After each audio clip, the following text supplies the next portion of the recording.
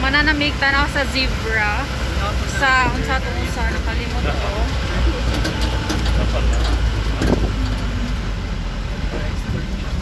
Giraffe?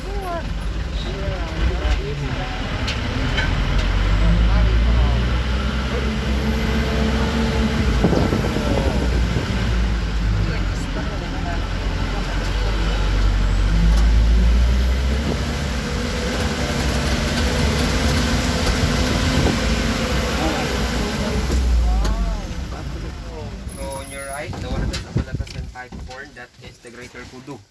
So we can determine its maturity stage through their horn, because their horns will twist once every twice a year. So now it is 6 years old. So the one that has a spiky hair, that is the water buck.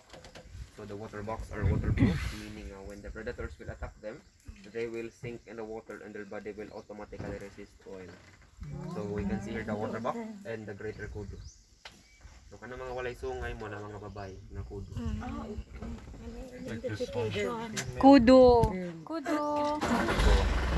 Kudas.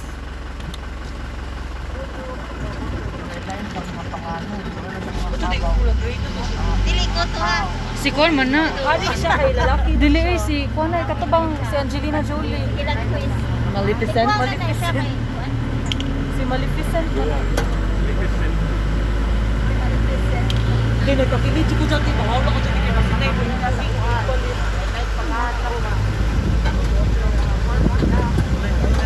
Ayun! Uy! Ayun!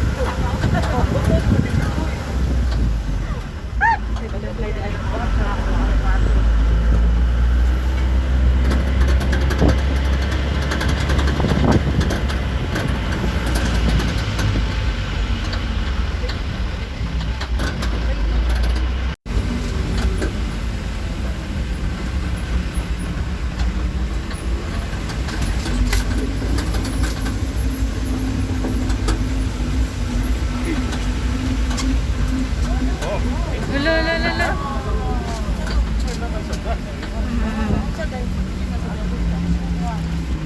Turoy. Ya, tigidig. So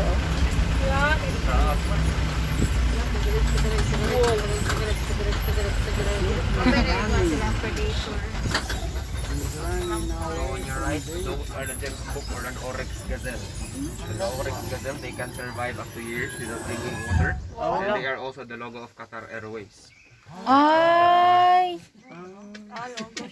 Dol diri.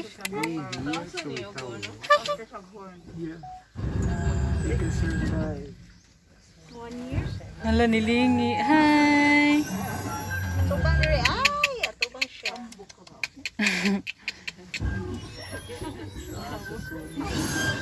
Pati na kahit taas ba ka siya sunod niya. Ayawan sa taas.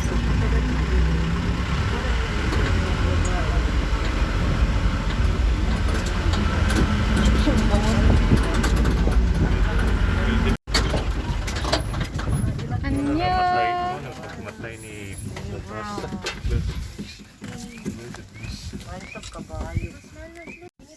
Sino ang dalo yung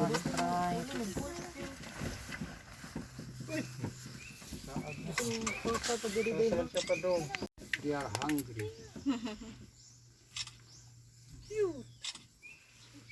Kita.